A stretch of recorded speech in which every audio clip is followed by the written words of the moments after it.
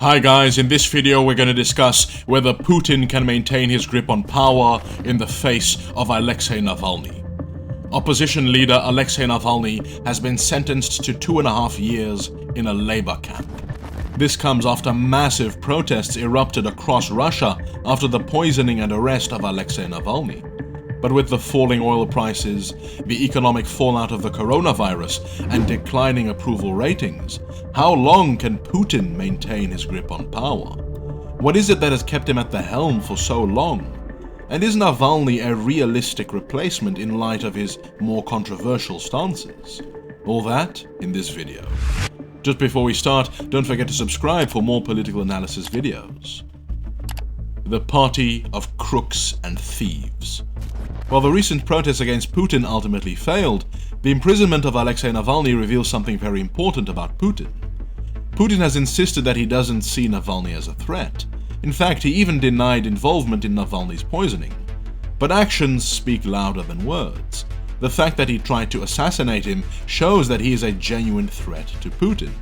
And there's a very good reason for this. Navalny's tactics and Putin's declining popularity in the face of structural crises. Navalny has adopted a very innovative set of strategies against Putin. First is criticizing Putin and exposing the corruption of his regime. Navalny has dubbed Putin's United Russia Party the Party of Crooks and Thieves. Now, this strategy is dangerous for several reasons. Calling attention to corruption at a time of economic uncertainty has garnered Navalny significant support. His YouTube channel has over 6.5 million subscribers and his Twitter over 2.6 million followers. With these social media platforms, he's been able to bypass Russian state-controlled media and speak directly to the Russian people. And he's used his platform to expose corruption. Days after he was arrested, he released a 2-hour documentary exposing Putin's palace, a massive mansion that Putin allegedly spent over $1 billion on. And this video garnered over 113 million views. And these kind of exposés have had a measurable effect on Putin's approval ratings. Currently, Putin's approval rating is the lowest it's been in 18 years, at 59%. Now that still sounds pretty high, but take into account that approval ratings are exaggerated because people are scared to express criticism toward the regime, and because the media is not free, and so people don't have a fully accurate picture of what's going on. A more accurate measure of Putin's popularity is the fact that just 28% have trust in Putin's leadership, while his United Russia Party has just 30% approval. The second tactic is well-organized, decentralized opposition. Navalny realizes that he's outmatched, and so he has to use every tactic at his disposal. One of the ways that Putin stays in power is by creating controlled opposition and having them split the vote so that Putin's United Russia Party always wins. The second and third largest parties in Russia are the Communist Party and the nationalist Liberal Democratic Party. These parties, however, only exist to create the impression of democracy. Real opposition candidates like Navalny are stopped from running. Navalny's solution has been to encourage his voters to do smart voting. What that means is everyone voting for whichever opposition candidate stands the best chance of beating the United Russia candidate in any given district, whether they're communist or nationalist or something else. And this tactic was used successfully in the Moscow local election in 2019, where United Russia lost 1/3 of its seats on the Moscow City Council. Adding to this decentralized strategy is that Navalny's opposition movement is very decentralized. Putin can take out Navalny, but he cannot take out the movement because it has many leaders and is organized in a decentralized way. The third tactic is calling for targeted sanctions against Putin and his associates. This is a direct way of hurting the Russian elite. It's also very dangerous. Opposition leader Boris Nemtsov was killed for using this strategy, while Vladimir Karamurza survived 2 assassination attempts after calling for targeted sanctions. The fourth tactic is that Navalny actually has a vision for Russia after Putin. It's all good and well being against something, but you cannot win the hearts and minds of Russians if you don't also have a solution to their problems. Navalny has presented a credible alternative to Putin. He has proposed increasing spending on healthcare and education by fighting corrupt government procurement practices that waste money intended for healthcare and education.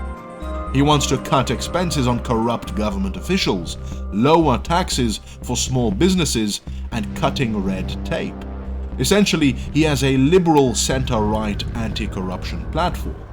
Navalny's vision promises that only a post-Putin Russia can have stable economic growth.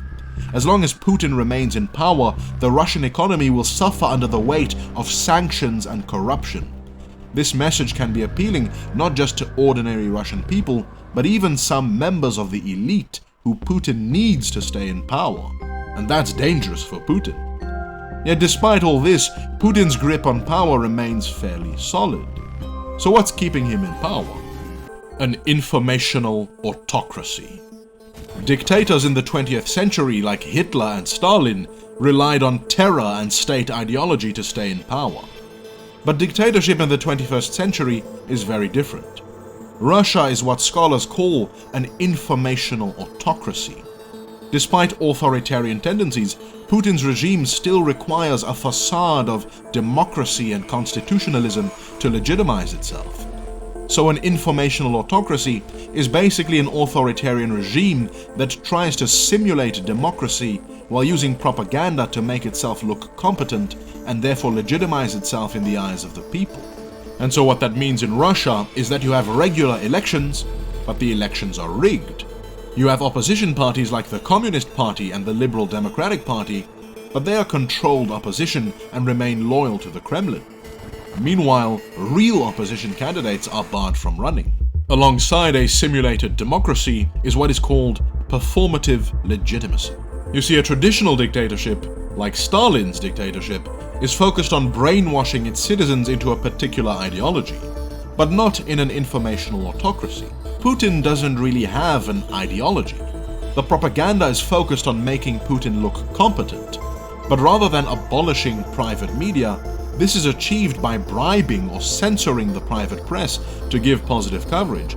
And so you have distorted news shows, pro-regime online media, planting of stories in so-called independent media, reforming the education system to be, quote-unquote, patriotic, and hiring internet trolls to spread propaganda. On that last point, we might see some Russian trolls in the comment section of this video, so watch out. And as long as the economic conditions are alright and the propaganda is effective, it works. Throughout the 2000s, oil prices were high and Russia's economy did well, and so Putin's approval ratings soared. After the economic crisis in 2008, Russia's economy and Putin's approval ratings suffered. This, of course, undermines the goal of an informational autocrat like Putin, which is to look competent. So if he cannot look competent by creating a well-performing economy, he has to manufacture economic, diplomatic, and military confrontations with foreign powers to blame them for Russia's internal problems. This is one of the key reasons why Putin invaded Crimea in 2014. The invasion led to a wave of nationalist sentiment, and Putin's approval ratings skyrocketed.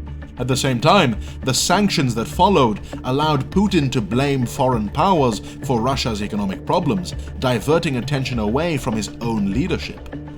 Now, that's not to say that Putin does not have genuine support. He does. But that's only after he's knocked out all credible opposition candidates and taken control of the media. If Fox News and OAN were the only TV stations allowed in America, Trump would also have had a 60% approval rating rather than the 40% it was in reality. And that's the third strategy of informational autocracy.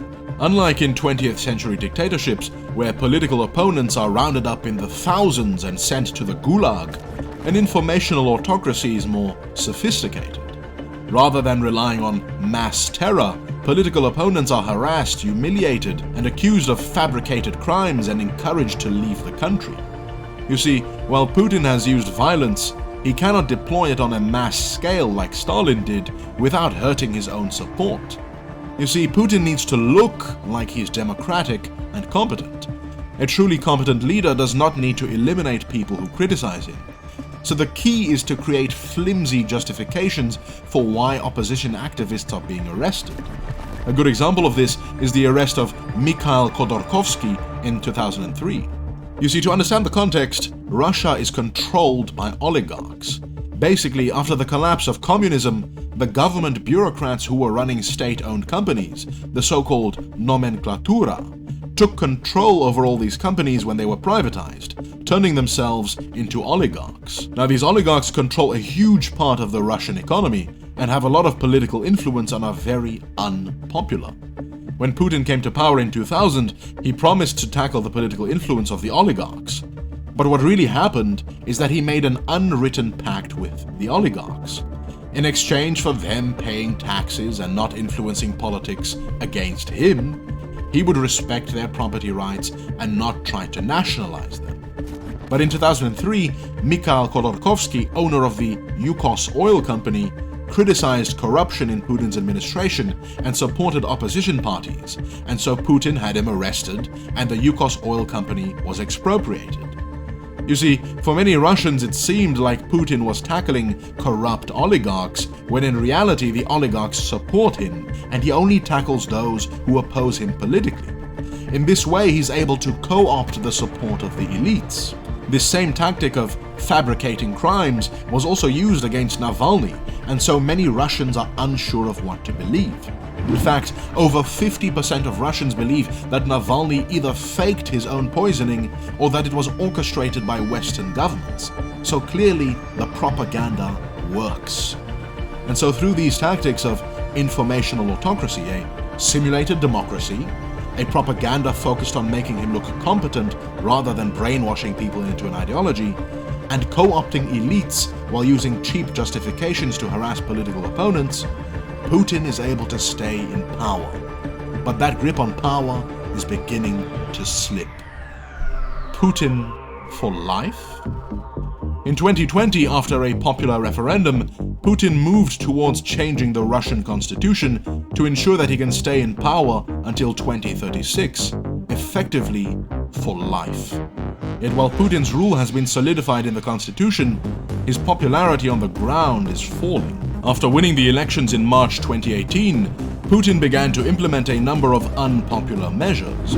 He tried to raise the retirement age from 60 to 65 for men and 55 to 63 for women. This led to a wave of protests in July 2018, which drastically lowered his approval ratings. It also lost him the support of old people who traditionally support Putin. Another unpopular move was raising the value-added tax, or VAT. But the real crunch came in 2020, when oil prices collapsed. Russia is the world's second largest exporter of oil. Oil is 20% of the economy, 40% of the government budget, and 60% of its exports. As long as the oil price remains low, the Russian government cannot afford its current budget. That means it has to cut social spending and implement unpopular austerity measures like the pension reform in order to get government spending under control, further undermining its popularity. Compounding this crisis is the coronavirus. Putin's response to the crisis was lackluster at best. He failed to implement appropriate economic stimulus measures. Now, fortunately, independent studies have shown that the Russian Sputnik vaccine is 92% effective, and so this could bring on an economic recovery in 2021. But because Putin can no longer legitimize himself using economic prosperity, he will have to rely more and more on foreign military adventurism and an increasingly repressive state. So is there an alternative in Alexei Navalny? Appearances can be deceiving. The Western media presents Navalny as a simple anti-corruption and pro-democracy activist. He is the hero, Putin is the villain. But the man is more complicated than that. In the late 2000s, Navalny presented himself as an ardent nationalist and was part of the nationalist Narod movement. He considers himself a so-called normal nationalist, as opposed to extreme nationalists who support fascist and neo-Nazi ideologies. Yet even as a normal nationalist, he has articulated some controversial stances. He has taken a firm stance against both illegal and legal immigration of people from former Soviet republics like Azerbaijan and Tajikistan, blaming these immigrants for crime, drugs, and ghettoization. At the same time, he has a very negative attitude towards some of Russia's ethnic minorities, especially those from the Caucasus region. You see, Russia is 80% ethnically Russian, but in many regions, for instance, Chechnya, ethnic minorities like the Chechens, Dagestanis, and Tatars are the majority. Many of these regions are also poorer and so receive more money from the federal government. In response to this, Navalny has said that we should stop feeding the Caucasus, or stop feeding Chechnya.